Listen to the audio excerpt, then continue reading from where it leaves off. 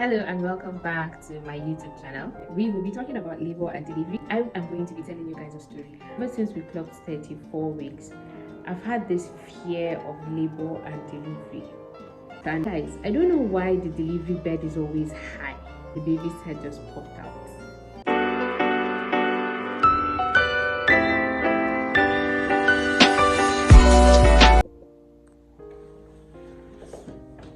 Hello guys, welcome to week 37. Welcome back to my YouTube channel. Before I dive into the video, I would like to welcome our new subscribers, about 100 of you guys or more, and I would like to reintroduce myself. My name is Hassan. We talk about pregnancy, motherhood, lifestyle, vlogs, and we do makeup and food on here. Welcome to the family. Please don't forget to like and share and comment. Let's get to know today's video.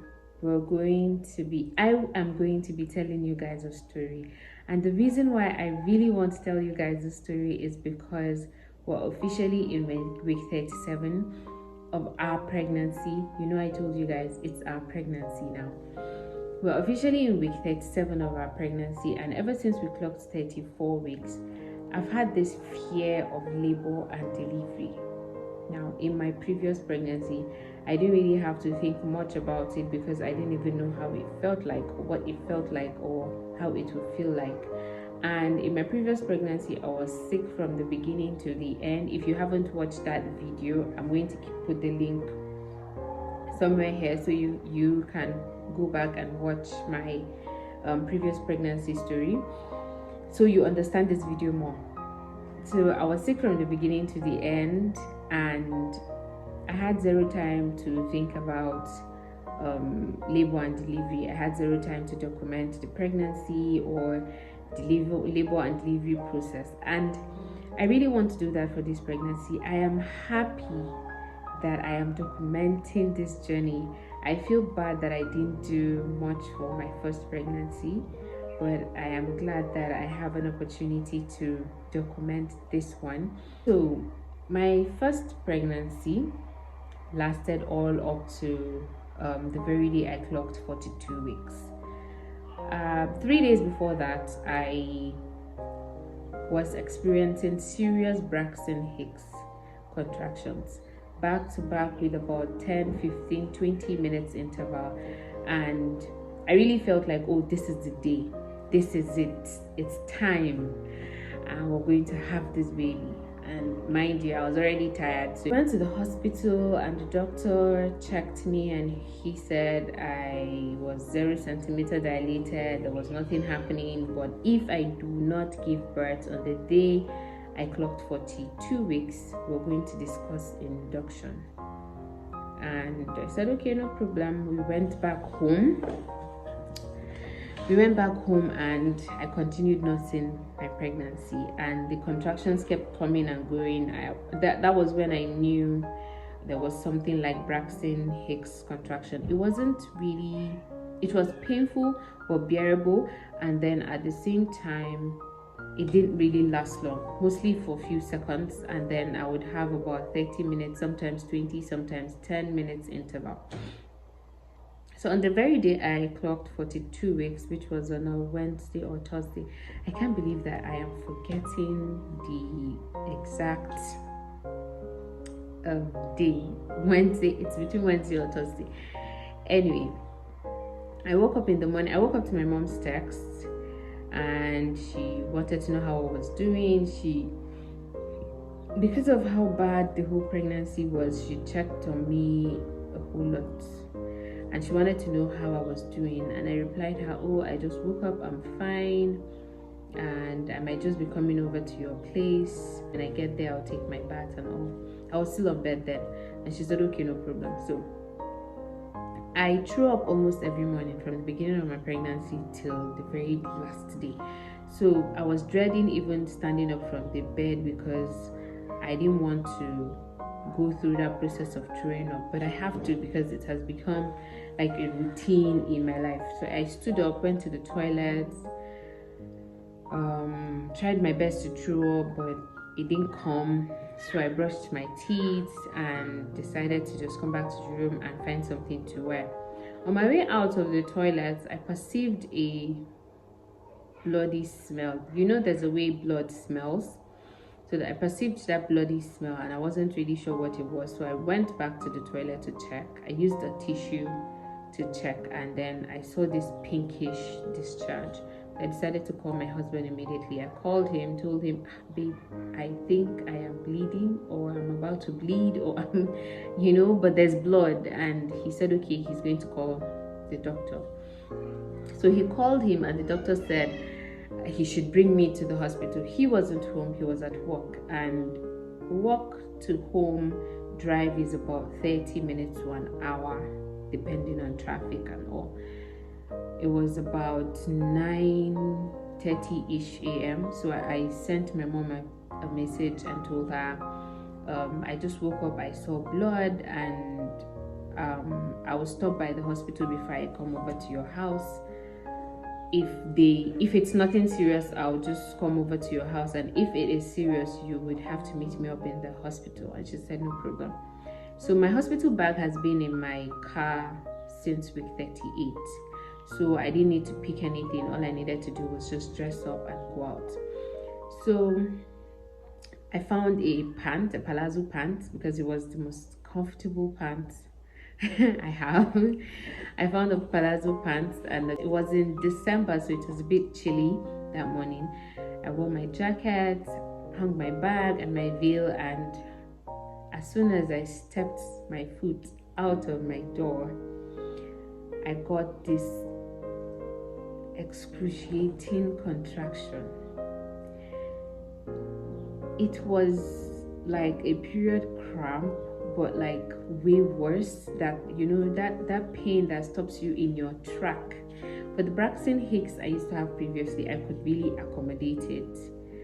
I sometimes just maybe when I'm sitting down I stand up, but this one I couldn't move. It stopped me in my track. It was so painful. I stood there for about, I think, close to 5 minutes. I didn't time it because I didn't even know it was labor pain. I just felt it was Braxton Hicks, but maybe an advanced Braxton Hicks. So I went back in. I sent my mom a message and be like, I don't think I can drive. Can you send my brother down to bring me? So the drive from my mom's house to my house is equally about 15 to roughly 30 minutes. It just depends on traffic. But my brother got here really fast, and before he got here I had about 2 contractions. So I just sat down in the living room and waited for him. So when he got here, I was supposed to just step out because I wasn't picking anything. I was already ready, but I couldn't really move from where I was sitting. I told him to give me about 5 minutes, and then I stood up. I went to my room. I was so confused, guys. The contractions or the labor pain was so confusing that I went back to my room. I didn't know what I wanted to pick. I was just pacing back and forth in the room. He walked in. He asked me what I wanted, if he can help me. Babe, I don't even know why I came back. I don't think I need anything in the room. And we went out. I actually saw my neighbor. We greeted. I told her I was going to my mom's house. She didn't know I was in labor. I didn't know I was in labor. It was my first time. I had no idea what was going on, and then just said, okay, let's go home. Let's go to the hospital. Then from the hospital we'll go home if they clear me that I'm fine. So as soon as we started driving, I think 5-10 minutes into the drive, I was the contractions were like 15 minutes interval, and I was making this sound. I don't want to say I was mourning. I wasn't screaming, but I had this because like through the pain, I was just trying to breathe through the pain and all. And my brother was confused, and he has no idea what was going on. He just knew I was in pain and he didn't know how to help or what to do. He was driving really slow, and I was just asking him, why you did drive slow? We need to be fast. Like and he said he didn't want to worsen my situation. That's why he's driving slow and all. And I just snapped. I was like, park the car. He parked the car. I switched my seat. He joined me, and then I just zoomed off because I felt like he wasn't driving fast enough and I really need to get to the hospital and find out what is happening to me. So to drive from my house to the hospital was roughly 15-20 minutes. And as soon as we got to the hospital, before we got to the hospital, I had about 2 contractions or thereabout.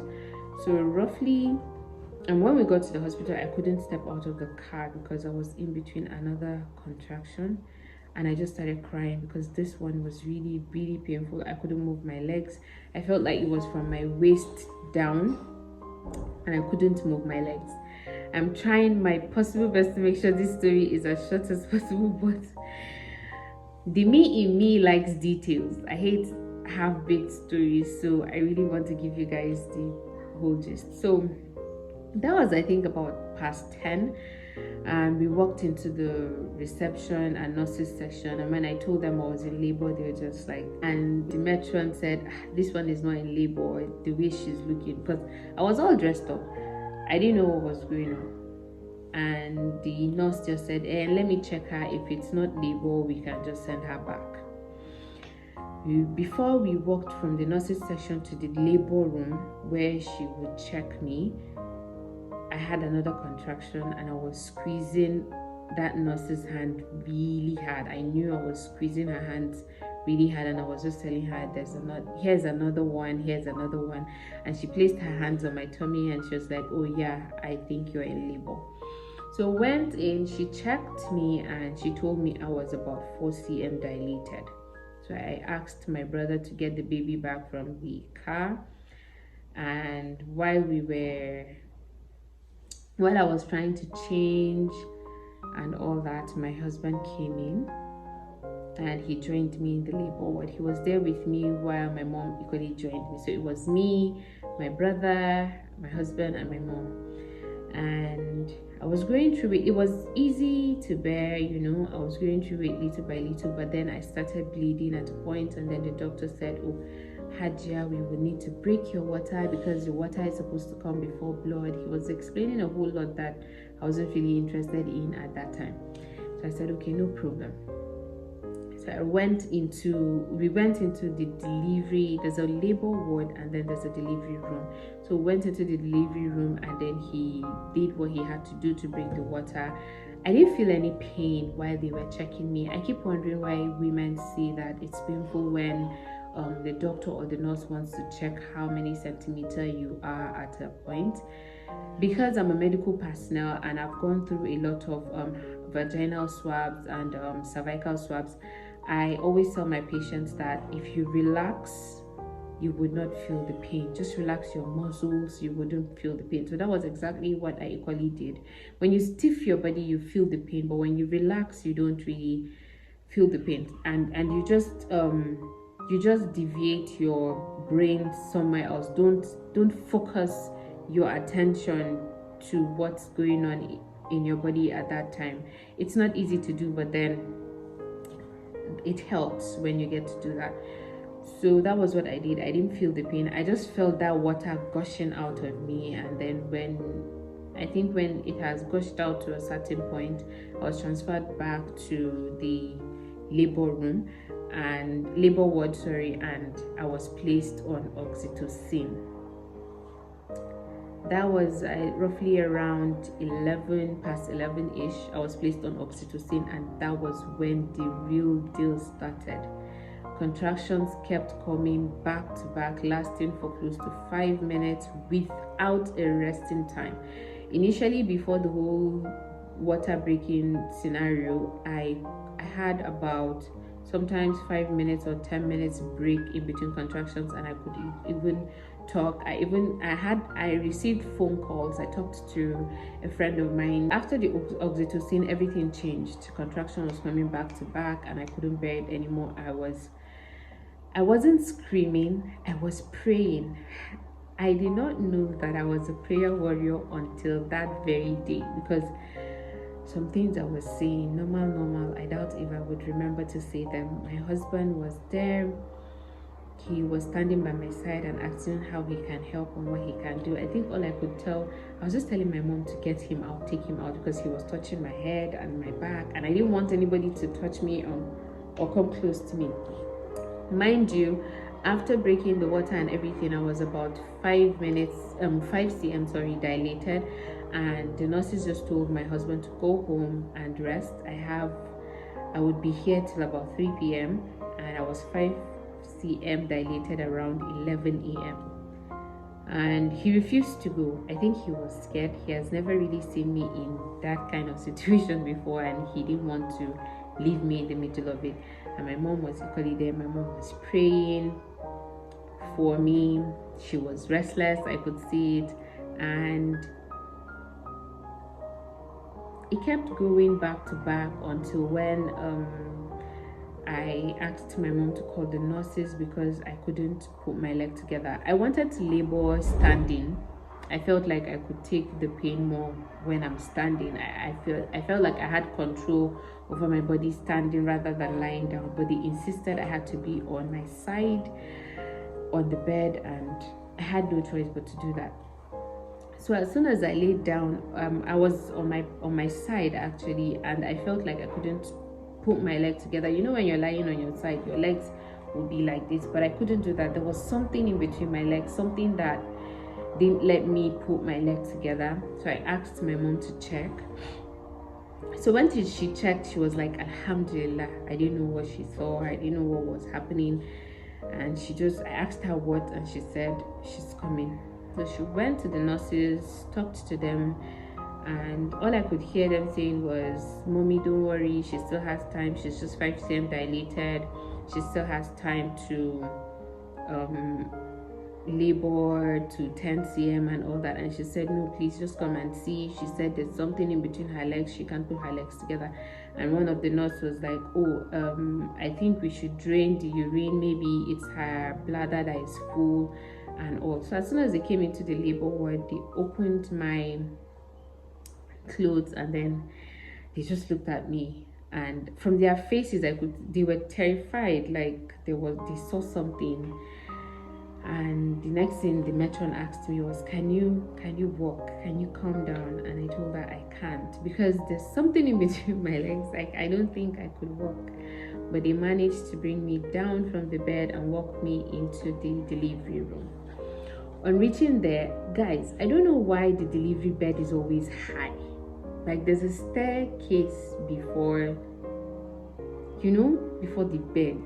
Why is the bed high? Why do I have to climb up that high for delivery? Anyway, we got there, and when I was about climbing the bed, I told them I feel like I need to poo. There's a toilet in the delivery room, and I was like, I need to poo, and I was pointing the toilet, and the matron said, "No, please don't push, please don't push." And every muscle in my body just wanted me to push. I really needed to push at that moment, and I pushed, and the baby's head just popped out. And one of the nurses had to hold the head, and they had to hold me and put me on the delivery bed. I think a few minutes later after that, she asked me to push again. I pushed, and the baby was out. Now, I didn't really need to push for the placenta to come out, because as per the doctor said, the placenta has already detached from the uterus, so it was just easier for them to the placenta just came right after the baby. So they cleaned my baby. I think as soon as I heard her cry, I just said Alhamdulillah. I looked at the time, it was 12:30, and I just said Alhamdulillah, and I laid back down because I felt like, oh, the war is over. And one funny thing is, I totally forgot all the pain I went through. That, I think about 3-4 hours, I forgot everything. I just had this appreciation for the fact that, oh, the journey is over. I laid back there watching them clean my baby and all. I think because of the fact that I watch a lot of movies, or I've watched a lot of movies, and we watch how they switch babies in the hospital and all that, my eyes was glued on that child. I wanted them to take her and give her to somebody I know or I trust before I could actually relax. So after cleaning up the baby, they asked me if I wanted to hold her, and I don't know, I didn't want to. I just wanted them to give her to someone. Mind you, my husband was standing by the delivery room door. Ever since they took me in, he was standing there, and when he heard the cry of the baby, he immediately told my mom that, oh, Tahayu, Tahayu, and everybody out there was just rejoicing, oh, Tahayu, Tahayu, and they gave him the baby. But he gave my mom the baby. After like looking at her, he passed her to my mom, and he asked the nurse, like, is my wife okay? I could see that she's just lying there. Is she fine? Because I wasn't really facing the door. And the nurse said, madam, your husband is worried about you. Can you maybe talk to him so he knows you're okay? And I turned around, I just looked at him and smiled. I didn't say anything, and he was just like by the door, and he stood there. The hospital, one of the nurses was the one who bathed me. She took hot water to the bathroom. She bathed me. She fixed my pad. She wore me my outfits and got me ready and took me back to my room where my family and my baby were waiting. Now, when I left the delivery room, I was shivering. I was really shaking. They had to cover me with a blanket, but I think about 30 minutes to an hour I became normal and I was talking. Everybody that came to that room was just wondering, who just gave birth? Is she the one? She's the one. I was telling the story of my labor and delivery, how I drove myself to the hospital, how it wasn't that painful. You guys were saying it's painful, but it's not that painful. I didn't feel so much pain. But within that 2-3 hours, guys, it felt like I have been there for more than a day. It was that painful. I felt it was. But after coming out and realizing that I got to the hospital at about 10:30, and then I gave birth 12:30, it was so short, but it was really painful. I wouldn't say it wasn't. So because I have experienced this whole pregnancy thing and then the labor and delivery thing, I think as soon as I clocked 34 weeks in my second pregnancy, that fear of how it's going to be, simply because of that myth that when you have an easy pregnancy, labor and delivery is hard. When you have a hard pregnancy, labor and delivery is easy. Now, I have experienced a difficult pregnancy and an easy labor and delivery, and I am currently experiencing an easy pregnancy, looking all beautiful and full and fat and energetic and all that. It is giving me a huge scare because I feel like my labor and delivery for the second pregnancy might be longer or harder than the first one, because this pregnancy is easy. That is the essence for the fear. And I am going to bring you guys along with me every inch. Actually, the things that I can document, the things that I can show you guys, I promise that you guys will see the real and the raw process of my labor and delivery. And I am doing this more so for me because I want to be able to look back at it. From my first experience, I noticed that there are so many things I couldn't remember. There are so many things I forget. I have forgotten. I can't remember. And I can't seem to tell how it will feel. That is that for my labor and delivery story, my previous labor and delivery story. I just pray that this one comes as easy as the first one. And it comes early because I don't want to be here. I don't want him to be in my tummy for 42 weeks. That's roughly 10 months. We're going to be equally continuing our nesting. I have some few things I got during Hayfa's pregnancy that I would want to reuse for his own. There's no need to get new things, so we're going to be bringing them out and seeing how we can prep them for his arrival.